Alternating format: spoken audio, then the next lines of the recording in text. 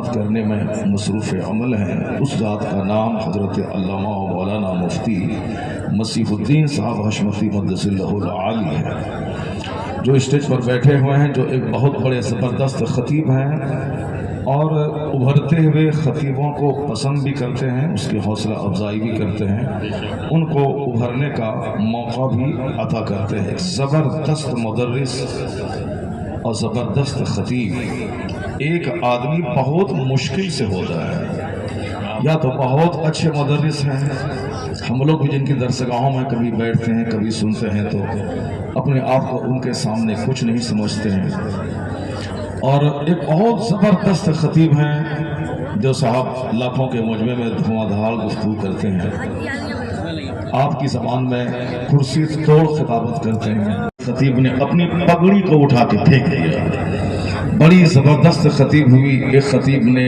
ہاتھ میں صاحب وہ چھری لے کے بولا میں دبئی سے لے کے آیا ہوں اور اس کو میں نزدیوں کو کاٹ دوں گا۔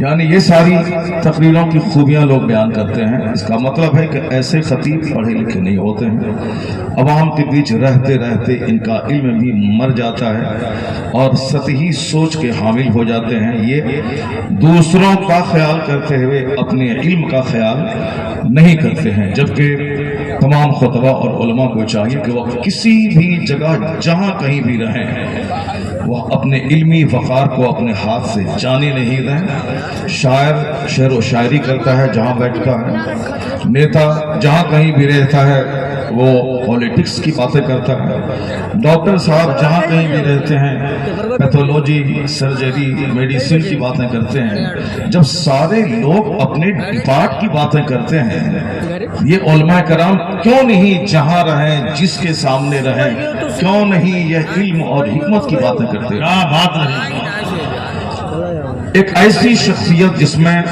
خطابت بھی ہو بدرجہ عدم موجود، خطابت کا ملکہ، اور جس میں تدریسی صلاحیت بھی بھرپور ہو، اور دونوں کوالٹیز جس پرسنالٹی میں ضم ہو جائے، اسی کا نام مسیح الدین حشمتی صاحب۔ سبحان اللہ۔ اللہ تبارک و تعالی حضرت کے سائے کو ہم سبوں پر بہت دیر تک قائم رکھے، درسگاہ اور مجمع عام کو بھی یہ ہمیشہ نوازتے رہے۔ چونکہ میرے پاس وقت بہت کم ہے اور ہمارے شہنشاہ خطابت نے بھی اشارہ کر دیا کہ بس صرف 1 گھنٹے کے اندر گفتگو سمیٹ لینی ہے، کیونکہ اسد بھائی کی نعت ہونے والی ہے، اور آج یہاں سے ایک نیا میسج جا رہا ہے اترولہ الجامعۃ الغوثیہ کے آنگن سے، کیونکہ اس علاقے کی نمائندگی ادارہ کر رہا ہے تو جلسہ کیسے ہو اس کی بھی نمائندگی یہیں سے ہو رہا ہے۔ کیا بات ہے، اب پورے علاقے میں جب بھی جلسہ ہو الجامعۃ الغوثیہ کا اداہرن یہاں کی مثال پیش کریں کہ پہلے قرآن حدیث کی گفتگو ہوگی، پھر دلچسپی کے لیے نعت خوانی ہوگی، اور یہ کام اس کام کا آغاز یہاں سے ہو چکا ہے۔ میں نے بھی اپنے مدرسے میں بھی 12 فروری اور 13 فروری کو دونوں مدرسوں میں جلسہ کروایا، صرف ایک نعت خواں کو بلایا۔ نعت خوانی کی حیثیت وہاں پہ بہت زیادہ پورے کانفرنس کو لیے ہوئے نہیں رہی، نعت خوانی ہوئی، عشق رسالت کے لیے نعت خوانی ضروری ہے، لیکن خطابت یہ بنیادی حق ہے، یہ سب سے زیادہ ضروری ہے۔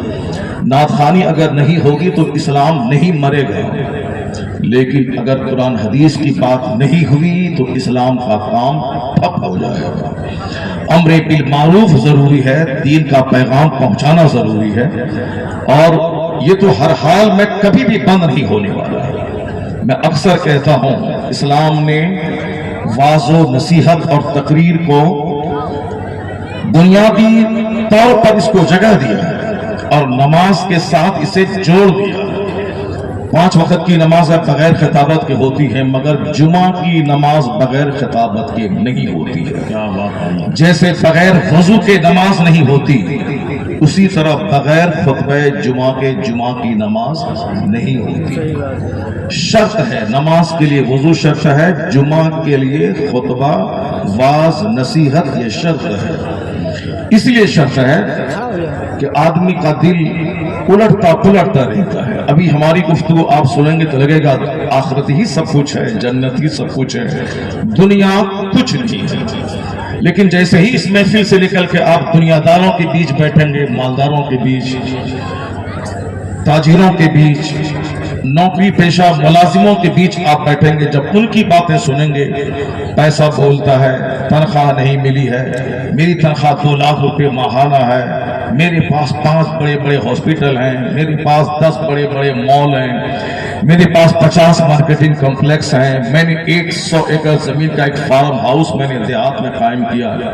آپ کو بھی ایسا لگے گا کہ مجھے بھی دنیا چاہیے، ورنہ میں تو اس کے سامنے کچھ نہیں ہوں. جو نصیحت کا پانی یہاں پڑا تھا کہ آخرت ہی سب کچھ ہے، آخرت سمندر کی مانند ہے اور دنیا اس کے سامنے ایک قطرہ پانی ہے. کیوں ایک بوند پانی کے لیے بندہ لالائیت ہو اور بے چین ہو، پریشان ہو؟ دائمی چیز تو آخرت ہی ہے. وہاں کی عزت ہی اصل عزت ہے، وہاں کا آرام ہی اصل آرام ہے. اور آقا دو جہاں علیہ السلام اکثر کہا کرتے تھے لا عیش الا عیش الآخرہ. یہ بخاری شریف کی حدیث میں آیا ہے، سرکار یہی کہتے تھے آرام نہیں ہے مگر آخرت کا آرام. یہ صحابہ کرام سے کہتے تھے. اور خاص کر کے اس موقع سے حضور نے کہا جب مسجد نبوی کی تعمیر ہو رہی تھی، آقا دو جہاں خود اپنے غلاموں کے ساتھ خود پتھر اٹھا کر مسجد نبوی کی دیوار کی تعمیر کر رہے تھے، تو صحابہ کہتے تھے سرکار ہم غلام کس دن کے لیے ہیں، ہم لوگ یہ کام کرنے کے لیے کافی ہیں، آپ پتھر نہیں اٹھائیں. مگر آقا تو علیہ السلام نے کیا کہا تھا کہ میں جانتا ہوں تم یہ کام کر لو گے، مگر میں امتیازی شان کے ساتھ تیرے درمیان، دوستوں کے درمیان الگ سے بیٹھنا نہیں چاہتا، میں تیرے ساتھ مل کے کام کرنا چاہتا ہوں. یہی مصطفیٰ کا حسن اخلاق تھا جو عرب کے بدوؤں، عرب کے جنگلیوں، عرب کے الہوں، عرب کے گواروں کو جس نے مسخر کیا اور جنہیں اپنی جان ہتھیلی پر لے کر بدر و احد اور خیبر و خندق و تبوک میں جانے پر مجبور کیا. یہ مصطفیٰ کی یہی ادائیں تھیں جو ان عرب کے لوگوں کو ان کا اسیر اور غلام بنا دیا تھا. سرکار دو جہاں کا یہی اخلاق تھا، ان کے ساتھ مل کے رہنا، ان کے ساتھ مل کے زمین پر بیٹھنا اور سلام میں سب سے پہل کرنا. صحابہ کرام سوچتے رہتے تھے کہ میں سرکار کو سلام کروں، مگر حضور انہیں موقع نہیں دیتے تھے سلام کرنے کا. اور آقا نے فرمایا ان اولی الناس باللہ من بدأہم بالسلام. آقا علیہ السلام کی حدیث پاک ہے کہ اللہ کے نزدیک لوگوں میں سب سے زیادہ قریب، the closest to Allah is the person who precedes others in greeting. یعنی اللہ کے نزدیک سب سے زیادہ پسندیدہ بندہ وہ ہے جو سلام میں پہل کرنے والا ہو، جو سلام میں پہل کرنے والا ہو. یہ اخلاق کا حصہ ہے. آقا علیہ السلام خود اس پر عمل کرتے تھے. سرکار اپنے گھر میں داخل ہوتے اپنی بیویوں کو سلام کرتے تھے، راستے سے گزرتے سرکار کھیلتے بچوں کو سلام کرتے تھے، اور بڑے ہوں بوڑھے ہوں نوجوان ہوں آقا علیہ السلام پہل میں کوشش کرتے تھے کہ سلام میں پہلے کروں. یہی اخلاق کا مصطفیٰ کا جس نے سارے صحابہ کو آپ کا گرویدہ اور آپ کا اسیر بنا دیا تھا. آقا علیہ السلام نے قیامت تک کے غلاموں کو پیغام دیا ہے کہ آدمی وہ نہیں ہے جس کے پاس بہت زمین ہو، آدمی وہ نہیں ہے جس کے پاس بہت فارم ہاؤس ہو، آدمی وہ نہیں ہے جس کے پاس بہت زیادہ پختے کا 50-100 گھر ہو. یعنی بہت بڑا آدمی، باکمال آدمی وہ نہیں ہے جس کے پاس یہ ساری چیزیں ہوں. یہ ساری چیزیں ذلیل ہیں اور اللہ ذلیلوں کو زیادہ دنیا دیتا ہے. الدنیا جیفا وطلابها کلاب. یہ دنیا مردار ہے، اس کے طلبگار کتے ہیں جو آخرت چھوڑ کر، جنت چھوڑ کر، اللہ کو چھوڑ کر، حضور کو چھوڑ کر، بزرگان دین کے دامن کو چھوڑ کر، نیکیاں چھوڑ کر صرف مال کے پیچھے پاگل ہو. اس کو کیا کہا جا سکتا ہے؟ حضور نے اپنی زبان میں یہی کہا دنیا مثل مردار کے ہے. مسلم شریف کی ایک حدیث میں آیا ہے کہ آقا علیہ السلام نے ایک کن کٹی بکری کا کان پکڑ کے کہا تم میں سے کون ہے جو اس کو خریدے گا؟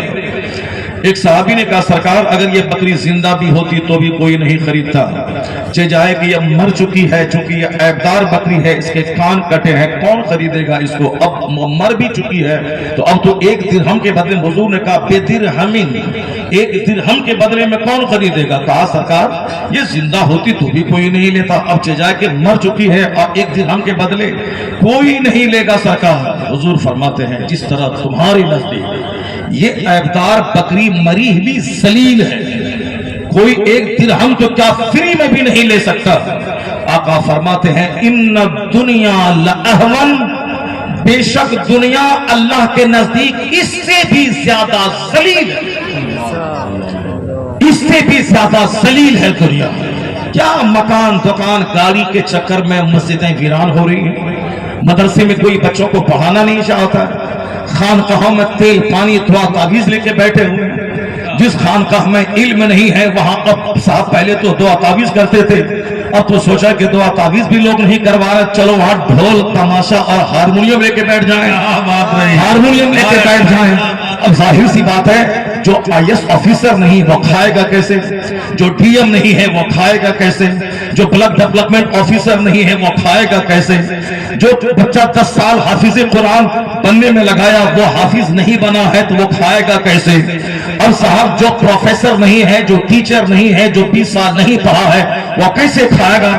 مگر مفت خوری کی عادت لگی ہے، خطابت تو کر نہیں سکتا کہ کھائے، تراویح تو پڑھا نہیں سکتا ہے کہ کھائے، درسگاہ میں بیٹھ کے بخاری کا درس تو دے نہیں سکتا ہے کہ وہ کھائے، اب وہ کیا کرے گا؟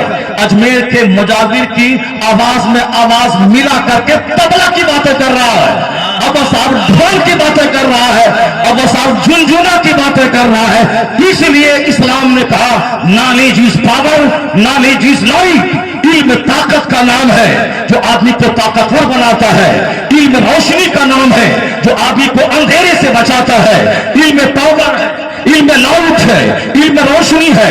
میں امریکہ سے پوچھتا ہوں کہ بتاؤ 1495 سے پہلے تیرے طرح وجود نہیں تھا، آج ساری دنیا کی ٹیکنالوجی کا بادشاہ بنا ہوا ہے، جواب آئے گا knowledge is power, knowledge is light. شکشا شکتی کا نام ہے، شکشا طاقت کا نام ہے۔ میں پوچھتا ہوں ہندوستان کے اتر پردیش کی مایاوتی جی سے، تمہیں برہمن لوگ شودر اور دلت سمجھتے ہیں، تو ہریجن ہے، تو دلت ہے، تو اس کے کنویں پہ پانی نہیں پی سکتی، لیکن تم نے ان برہمنوں اور راجپوتوں کو دھول چٹا دیا۔ اتر پردیش کی لکھنؤ کی کرسی کی CM کی کرسی پہ تو بیٹھ گئی، یہ بتا دے کس نے تجھے CM کی کرسی پہ بیٹھایا؟ جو تجھے آدمی ماننے کو تیار نہیں تھا، جس کے کنویں میں تو پانی پیتی، وہ کنواں کو توڑ دینے والا پارٹی، وہ تمہیں اپنا سربراہ مان گیا، اور پھر وہ تیرے سامنے ہاتھ جوڑ کے کھڑا ہے، کیا برہمن کیا راجپوت، یہ دلت ہریجن گھرانے کی بیٹی یہ صاحب کرسی پہ بیٹھ گئی، اس سے میں پوچھوں گا کس نے تجھ کو کرسی پہ بیٹھایا؟ وہ بولے گی تیرے کا پیغمبر نے تو کہا تھا knowledge is light, knowledge is power, شکشا نعرہ تکبیر، نعرہ رسالت، حضرت علامہ مفتی شہریار رضا خان صاحب قبلہ۔ علم طاقت کا نام ہے، علم روشنی کا نام ہے، علم سردانی دینے والی چیز کا نام ہے۔ نہیں دیکھا تم نے تمہارے گاؤں کا مزدور کا بچہ، وہ اگر بمبئی میں جا کے کسی مسجد میں امامت کرتا ہے تو بیرسٹر نیچے ہے، لائر نیچے ہے، پروفیسر نیچے ہے، اترولا کے دیہات کے مزدور کا بچہ جس کا باپ مزدوری کرتا ہے، جس کی ماں پوچھا لگاتی ہے، لیکن بمبئی کی بڑی مسجد میں امامت کے مسئلے پہ امامہ باندھ کر ہاتھ میں عصا لے کر جمعہ کے دن ایسا خطاب کرتا ہے جیسے کوئی فیلڈ مارشل ہو جو فوج کو للکار رہا ہو، جیسے کوئی کنگ ہو جو رعایا کو للکار رہا ہو۔ کس نے اس مزدور کو امامت کا تاج پہنایا؟ کس نے اس مزدور کے بچے کو خطابت کا تاج پہنایا؟ جواب ہوگا knowledge is power, knowledge is life, علم طاقت کا نام ہے۔ سبحان اللہ سبحان اللہ، زندہ باد زندہ باد، سبحان اللہ سبحان اللہ۔ علم طاقت کا نام ہے، علم روشنی کا نام ہے۔ یہ بازو میں ایک ملک ہے چائنا، چائنا کا مال دنیا کی ساری منڈیوں میں چھایا۔ میری قوم کے بچوں، خطابت کا ہنر مت سمجھنا کہ مولانا صاحب بڑی اچھی تقریر کر رہے ہیں، میں ایک نور دے رہا ہوں، میں ایک روشنی دے رہا ہوں تاکہ جتنے لوگ یہاں سے اٹھیں، اٹھنے डूबने के बाद वो कसम खा ले कि जमीन जगह बाद में खरीदी जाएगी, मकान बाद में बनाया जाएगा, दुकान बाद में दी जाएगी, पहले अपने बच्चों को इल्म सिखाया जाएगा, उसे आलिम बनाया जाएगा, और आलिम बनने के साथ साथ इसे डीएम भी बनाया जाएगा, इसे इंजीनियर भी बनाया जाएगा, इसे प्रोफेसर भी बनाया जाएगा। जब एक बंदा फिजिक्स की कोई किताब रट नहीं सकता, लेकिन जब एक बच्चा पूरा कुरान रट सकता है, फिर उसके लिए कोई इल्म मुश्किल नहीं रह जाता। पहले कुरान सुबह पढ़े 1 घंटा, उसके बाद बच्चा 5 घंटा स्कूल पढ़ने जाए। जो बच्चा कुरान नहीं पढ़ा है, जिस सबक को वो 50 घंटे में नहीं पढ़ पाएगा, कुरान पढ़ने वाला बच्चा उस सबक को 50 मिनट में याद कर लेगा। ये कुरान पाक की बरकत है। इसलिए हमारा हाफिज बच्चा अगर डीएम बन जाए, मजहब का बड़ा काम होगा। ये हाफिज अगर आईएएस ऑफिसर बन जाए, मजहब का बड़ा काम होगा। ये आलिम कुरान पाक का इल्म हासिल करने के बाद अगर ये साहब ब्लॉक डेवलपमेंट ऑफिसर बन जाए तो मजहब का बड़ा काम होगा। मैंने चाइना से पूछा, ये बता दे कि तू तो आज से 100 साल पहले एक हिसाब किताब बड़ी घनी आबादी वाला मुल्क था, लेकिन आज तूने क्या किया कि तेरा माल मक्का शरीफ में हम हज करने जाते हैं, वहां से टोपी लाके अपने मानने वालों को गिफ्ट देते हैं, उस टोपी पे लेबल लगा हुआ है मेड इन चाइना। मैं तस्बीह लाता हूं, उस पे लेबल है मेड इन चाइना। मैं अरफात के मैदान में शदीद गर्मी में छतरी का सहारा लेने के लिए छतरी खरीदता हूं, लेबल है मेड इन चाइना। अरफात के मैदान में बैठने वाली दरी पे लेबल है मेड इन चाइना। मैं जुब्बा अपने दोस्त को गिफ्ट देना चाहता हूं, उस जुब्बे पे लेबल है मेड इन चाइना। साहब सस्ते वाली जायनमाज, वो उस पे लेबल है मेड इन चाइना। महंगी जायनमाज तो साहब तुर्की की है, मगर चाइना वाला बिल्कुल जबरदस्त खूबसूरत और जायनमाज मेड इन चाइना के लेबल से मार्केट में फैला दिया है। जायनमाज made in China, मुसल्ला made in China, तस्बीह के दाना मेड इन चाइना। और अरब के लोग जो कुछ भी इस्तेमाल अपने घर में करते हैं अक्सर मेड इन चाइना। ये घिसा पिटा मिल्क आज पूरी दुनिया की मंडियों पे अपना माल फैला दिया। अमेरिका जैसे शक्तिशाली मुल्क में चाइना का माल, चाइना की कार, चाइना के घरेलू गुड्स, डोमेस्टिक आर्टिकल सब चाइना का। हिंदुस्तान भी चाइना को आंख नहीं दिखा सकता। यह मेरा जबरदस्त अजीम महान मुल्क, यह मुल्क चाइना से ज्यादा ताकतवर है। अब तो चाइना से ज्यादा बड़ी आबादी हमारे मुल्क हिंदुस्तान की हो गई।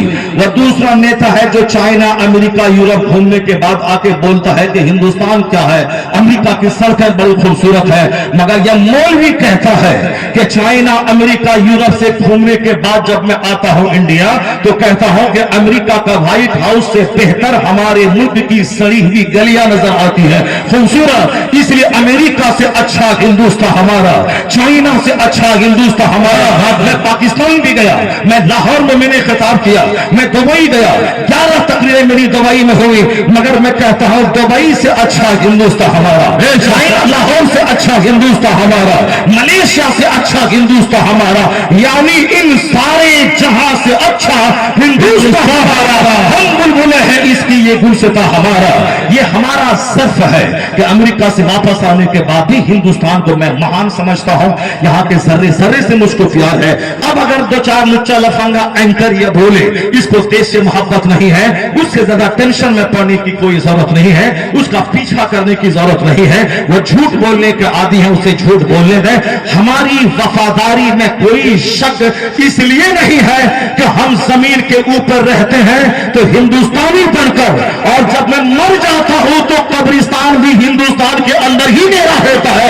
इसलिए हमारी वफादारी में तो कोई शक नहीं है। हमें देश के जर्रे जर्रे से प्यार है, लेकिन जर्रे जर्रे से प्यार का यह मतलब नहीं है कि अगर अमेरिका वाला कोई काम करे तो हम उसको सराहे नहीं, अंधभक्त बन जाएं, बोले नहीं नहीं ये काम जीरो है, ये काम गलत है। ऐसा नहीं। मुल्क मेरा सबसे अच्छा है, लेकिन अगर कोई इल्मी, तहकीकी और रिसर्च वाला काम अगर कोई अमेरिका का कोई बंदा करता है उसको सराहना पड़ेगा। अगर नेल्सन मंडेला जैसा आदमी कालों के हुकूक की बात करता है उसकी तारीफ करनी होगी। अगर चाइना का आदमी मुझे राहत पहुंचाते हुए मुझे कोई सामान देता है उसका शुक्र अदा करना पड़ेगा। हाँ तुमने मेहनतें की, तुमने दिमाग जलाया, तुमने ये सामान दिया। मैं भी इस माइक्रोफोन में बात कर रहा हूं। इस माइक्रोफोन को हिंदुस्तान का कोई हिंदुस्तानी नहीं बनाया है, इसको यूरोप का डेविड हक्स شخص نے اس کا آوشکار، اس کی ایجاد کیا ہے، تو بولنا تو پڑے گا کہ بھائی میں مائکروفون میں بول رہا ہوں، ہزاروں آدمی میری بات سن رہے ہیں، مائک سے میں ہٹ جاؤں تو 5 لوگ بھی میری بات نہیں سن پائیں گے۔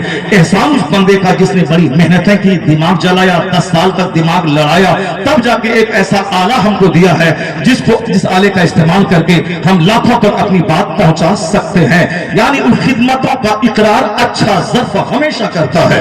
وہ اندھ بھکت ہوتے ہیں جو بالکل دماغ میں تعصب کا چشمہ لگا کر وہ یہ کہتے ہیں کہ سورج نہیں ہے، رات ابھی نہیں ہے، دن نہیں نکلے گا، صاحب یہ ستارے نہیں ڈوبیں گے، چاند نہیں ڈوبے گا، دن نہیں نکلے گا، رات ہی ہمیشہ رہے گی۔ ان پاگلوں سے جو بھی بات کرے گا، جو ڈیبیٹ کرے گا، بحث کرے گا، وہ خود پاگل ہو جائے گا۔ بزرگوں نے کہا ہے کہ جھوٹوں کے پاس مت رہ ورنہ یہ جھوٹے تجھے ذلیل کر دیں گے، عورتوں کے پاس ہمیشہ مت رہ ورنہ شہوت کی دنیا میں طوفان اور ہلچل مچ جائے گی، تو شہوت کا اسیر ہو جائے گا۔ بچوں کے ساتھ دوستی مت کر ورنہ تو پاگل ہو جائے گا، تیری عقل ختم ہو جائے گی۔ تو عقل مندوں کے پاس رہ، تو حکیموں کے پاس رہ، تو طبیبوں کے پاس رہ، تو اسکالر کے پاس رہ، تو اچھے لوگوں کے پاس رہ، تاکہ اس کی اچھائی تیرے اندر سرایت کر جائے گی۔ اور یہی پیغام مصطفیٰ نے دیا ہے، الرجل علی دین خلیل فلینظر احدکم من یخالل۔ مصطفیٰ فرماتے ہیں کہ a man is on the religion of his friend، ایک آدمی اپنے دوست کے دین پر ہوتا ہے۔ so watch whom you befriend، watch from to whom you make friendship، یعنی دیکھو کس سے تم دوستی بنا رہے ہو اور دیکھو تم کس کو اپنا دوست بنا رہے ہو۔ دوست کے دین پر دوست ہوتا ہے۔ خبردار بدعقیدے کو دوست مت بنانا، کسی کفار و مشرکین سے دوستی مت کرنا، کسی جھوٹے شرابی پاپی بے نوازی سے دوستی مت کرنا، ورنہ تو بھی اسی جگہ پہ چلے گا۔ دوستی عالموں سے کر تو علم دوست بن جائے گا، دوستی متقی سے کر تو بھی تقوی کی راہ پہ چلے گا، دوستی شریفوں سے کر تاکہ تیرے اندر شرافت سرایت کر جائے، دوستی حکیموں اور عقل مندوں سے کر تاکہ تیری کم عقلی دور ہوگی، تو بھی عقل مند ہو جائے۔ الرجل علی دین خلیل، یہی وجہ ہے کہ عوام میں سے بھی جس نے زیادہ علم حاصل نہیں کیا لیکن اس کے فرینڈ سرکل اگر ادیب ہیں، اہل ادب ہیں، پڑھے لکھے لوگ ہیں، وہ بھی اچھی اردو بولتا ہے، وہ بھی اچھی زبان استعمال کرتا ہے۔ اور اگر پڑھا لکھا مولوی بھی اگر وہ گاؤں دیہات میں رہنے لگے اور جاہلوں کے بیچ دن رات بیٹھے، عورتوں اور بچوں کے بیچ بیٹھے، تو اس کی زبان بھی اچھی خاصی زبان خراب ہو جاتی ہے۔ اسے سراؤنڈنگز کا بڑا اچھا اثر پڑتا ہے۔ میں آپ سے کہنا چاہتا ہوں، میری گفتگو بس صرف 2 ہی ہوگی۔ ایک بات تو یہ کہ بچوں کو پڑھائیے، علم طاقت کا نام ہے۔ میں 2-4 مثالیں دے کر آپ کو میں بتاتا ہوں۔ 1-2 مثال میں آپ کو بتا چکا ہوں۔ چائنا کا مال دنیا کی ساری منڈیوں پہ چھایا ہے۔ یہ حساب کتاب بدھسٹوں کا ملک تھا، پھر بدھزم سے آگے بڑھا تو کمیونسٹ ہو گیا، یعنی کمیونسٹوں کا ملک ہے یہ چائنا۔ لیکن چائنا کا مال ساری منڈی پہ چھایا ہے۔ میں اس سے پوچھتا ہوں کس طاقت کی بنیاد پر تو ساری دنیا کی منڈی پہ چھا گیا؟ چائنا کا جواب ہوگا، دوسرا کوئی پوچھے تو پوچھے، تو مجھ سے پوچھتا ہے؟ تیرے پیغمبر نے 1400 سال پہلے کہا تھا، knowledge is power, knowledge is life, علم طاقت کا نام ہے۔ اسی علم نے مجھے چائنا کو طاقتور بنا دیا ہے، اسی علم نے اس اندھے میں ڈوبے ہوئے اس ملک کو اجالا پردان کر دیا ہے۔ چائنا علم کی وجہ سے دنیا کی مہاشکتیوں میں ایک مہاشکتی ہے، چونکہ انہوں نے قسم کھا لیا تھا کہ بچے کو پڑھانا ہے اور ہر گھر میں انڈسٹریز قائم کرنا ہے۔ فضول بات نہیں کرنی ہے، زیادہ چوک چوراہے پہ کوئی نہیں گھومے گا، پولیس والا مار کے ٹھیک کر دے گا اس کو۔ یہ تو ہم مسلمانوں کے بچے ہیں جو رات کے 2 بجے بھی اپنے گھر کے دالان پہ مل جاتے ہیں، موبائل چلاتے ہوئے، PUBG کھیلتے ہوئے، فیس بک چلاتے ہوئے، انٹرنیٹ چلاتے ہوئے، گیم کھیلتے ہوئے۔ حد تو یہ ہو گئی حضرت، ابھی 4 دن پہلے میرا ایک مرید ہے، وہ احمد آباد میں صادق نام کا، وہ شخص ایک کلپ بھیجا، میں اسٹیج پر بیٹھا تھا، اسی دوران اس نے بھیجا، میں نے دیکھا، پھر بعد میں لوگوں سے کہا کہ ابھی 1 منٹ پہلے ہمارے دوست نے، ہمارے مرید نے کلپ بھیجا ہے، وہ کلپ اتنی خطرناک ہے کہ آپ آنسو بہا گئے۔ کیا اس قدر حد ہو گئی برائیوں کی، اس قدر لوگوں کا دل مر گیا، لوگ ضمیر فراموش ہو گئے، پیسہ ہے دوڑ کے حج کو چلے گئے، لیکن حج کے جانے کے آداب، اصول، قانون، قاعدے کچھ معلوم نہیں ہے، پیسہ ہوا دوڑ کے عمرہ کرنے چلے گئے، روضے رسول پہ جا کے وہاں صرف نہ سلام پڑھنا ہے، نہ درود پڑھنا ہے، ہے, نہ हुजूर से फरियाद करनी है, सिर्फ मोबाइल चलाना है और अपनी बीवी को कहना है कि तुम वहां से सलाम करो, मैं यहाँ खड़ा हूँ. और फिर हुजूर की जारी मुबारक की तरफ अपनी पीठ खड़ी करके वो खड़ा है और कहता है तुम देखो मैं कहाँ खड़ा हूँ. बदतमीज, तुम वहां पहुंचा मदीना, तू तो सलाम करने का अदब नहीं जानता और तू अपनी बीवी को हिंदुस्तान में फोन करता है कि तुम वहां से सलाम करो. अरे पहले तुम वहां पहुंचा है, वहां तो वहां का तो अदब महफूज खातिर रहे. आला हजरत ने कहा था कि हरम की जमीन और कदम रख के चलना मौका है. कैसी बेअदबी तुमने की. उस क्लिप में ये था कि एक बंदा खाने काबा के ठीक सामने, यानी खाने काबा भी नजर आ रहा है और वह बंदा हालत एहराम में है, बगैर सिली लुंगी बगैर सिली चादर ओढ़े हुआ है. उसके बाद वो बैठा हुआ है काबा के सामने और वहां बैठकर वह गेम खेल रहा है. बिल्कुल वाज़ेह तौर पर मोबाइल में गेम नजर आ रहा है, वह गेम खेल रहा है और पीछे से किसी ने उसकी वीडियो बनाया, उस वीडियो को वायरल किया ताकि दुनिया के लोग जान जाए कि बेशर्मी की इंतहा हो गई, बेहयाई की इंतहा हो गई कि बंदा खाने काबा से नहीं शर्माता है. वह इमाम ज़ैनुल आबिदीन थे, जब नजर पड़ी काबा पे तो बेहोश होके गिर गए. वो हमारे बुजुर्गाने दीन थे जो काबा को देखते तो बेहोश हो जाते. जब वह लब्बैक कहते कि अल्लाह मैं हाजिर हूं, उस पर कशी तारी होती, ये गंदी जबान कैसे मैं कहूं कि इलाही मैं हाजिर हूं. ये तो बुजुर्गाने दीन का अदब था. और ये बेअदब बाबे काबा के सामने बैठकर वह गेम खेल रहा है. इसीलिए मुसलमानों का बच्चा वो काम नहीं कर पा रहा है जो हरिजन का बच्चा कर रहा है. हरिजन का बच्चा डीएम बन रहा है, हरिजन का बच्चा बीएसएफ में जा रहा है, हरिजन का बच्चा ब्लॉक डेवलपमेंट ऑफिसर बन रहा है, हरिजन का बच्चा प्रोफेसर बन रहा है, हरिजन का बच्चा मास्टर बन रहा है. उत्तर प्रदेश के बहुत सारे हरिजन के बच्चे हमारे बिहार में अभी कई लाख नौकरियों का जब परवाना दिया गया, नीतीश कुमार ने दिया, यहाँ के बहुत सारे हरिजन के बच्चे बिहार में जाकर उन्होंने नौकरी की, वहां जाकर के उन्होंने, ये तो हरिजन के बच्चे डीएम बने, प्रोफेसर बने. जाहिर सी बात है जो 18 घंटे पढ़ेंगे, जो 12 घंटे पढ़ेंगे, जो 10 घंटे पढ़ेंगे, तो ये पढ़ाई रंग लाएगी. वो गरीब गुर्बत से ऊपर उठेगा, खुशहाल रहेगा, दूसरों की मदद करेगा, खुद अच्छी जिंदगी बसर करेगा, दूसरों को अच्छी जिंदगी बसर करने से प्रेरित करेगा. लेकिन जो सिर्फ खेल लेके बैठेगा, जो पबजी लेके बैठेगा, जो व्हाट्सएप लेके बैठेगा, जो यूट्यूब मास्टर बन के बैठेगा, उसको तो पैसे को तरस जाएगा. जब जवानी का नशा टूटेगा, जब पैसा चाहिए, बाल बच्चे रोएंगे, ये दर की ठोकरें खाएगा, रिश्तेदारों से भीख मांगेगा, दूसरों के दरवाजे पे बैठेगा, कौन मक्का मदीना से आया है, रियाद से कौन आया है, उसके घर में जाके चंदा करेगा, मेरी बेटी की शादी है मुझको दे दे. इस तरह की जिल्लत से अगर बचना है, दूसरों के सामने हाथ फैलाना किस कदर मुसीबत की बात है.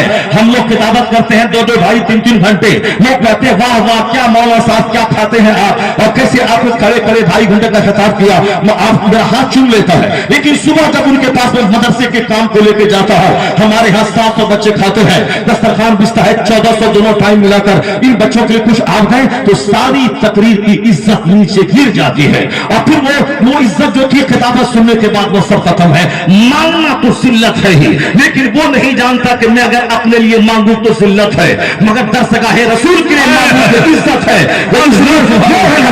रमजान के दिनों में सहरी खाते हैं गोंडा में, इफ्तार करते हैं कल्याण में, और सावरात का खाना खाते हैं भिंडी बाजार में. अपना उतरेला गोंडा छोड़कर बंबई में मारे फिरते हैं, अपने लिए मारे फिरे तो जलील है वो, लेकिन वो मारे इसलिए फिरते हैं ताकि जामिया गौसिया चले, मुस्तफा के मेहमान खाना खाए और दिल का किला डॉक्टर पे ख्याल है दीवी किले का, न प्रोफेसर पे ख्याल है दीवी किले का, न किसी मंत्री को ख्याल है दीवी किले का. ये इसी उलमा को ख्याल है कि मुझे सलाम मत करना, मुझे जलील समझना, मुझे कुर्सी मत देना, मगर ज़कात दे ताकि तालीम कुरान जिंदा रहे, तालीम हदीस जिंदा रहे.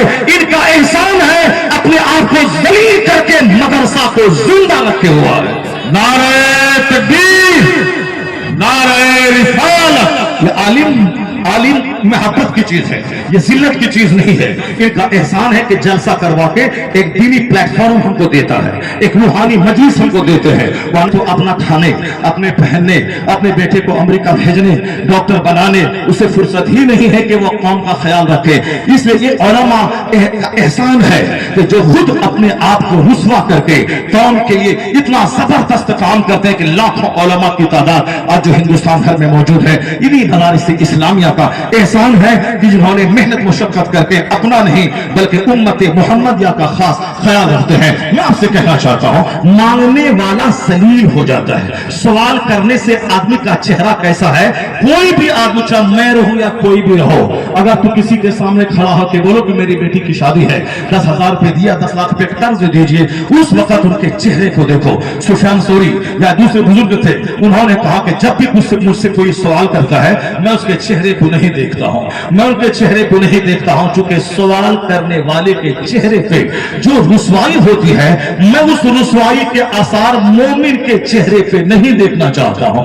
इसलिए मुझसे कोई भी सवाल करता है, मैं उसकी आंख से आंख नहीं मिलाता हूं, निगाहें नीचे रखता हूं, और जो सवाल करता है मैं उसको दे देता हूं। सवाल करते वक्त बंदा सिर्फ आईना अपना देख ले तो उसका चेहरा कैसा होता है, उसके हाव भाव कैसे होते हैं। सवाल जिल्लत है। अगर तू चाहता है कि तू अपनी बेटी की शादी के लिए दूसरों के सामने हाथ न फैलाए, अगर तू चाहता है अपने बाल बच्चों को खिलाने के लिए अपने समाज के मालदारों के सामने हाथ न फैलाओ, अगर तू चाहता है कि किसी पढ़े लिखे आदमी के सामने जाकर कलम और कागज लेकर इस पर बैंक का एड्रेस लिख दीजिए, इस पर साहब कुरियर का एड्रेस लिख दीजिए, तो उसके सामने वो तेरा चेहरा देखेगा, एक निगाह हिकारत से देखकर काम चलाएगा। अगर तू उसकी हिकारत भरी नजर से बचना चाहता है तो कसम खा ले कि पहले बच्चा को इल्म सिखाएंगे, किराए में रहे घर में रहेंगे, मिट्टी के घर में रहेंगे, तंबू में रहेंगे, मगर बच्चे को पढ़ाएंगे लिखाएंगे। जब ये बच्चा पढ़ गया, ये दूसरों को देने वाला बनेगा, लेने वाला नहीं बनेगा।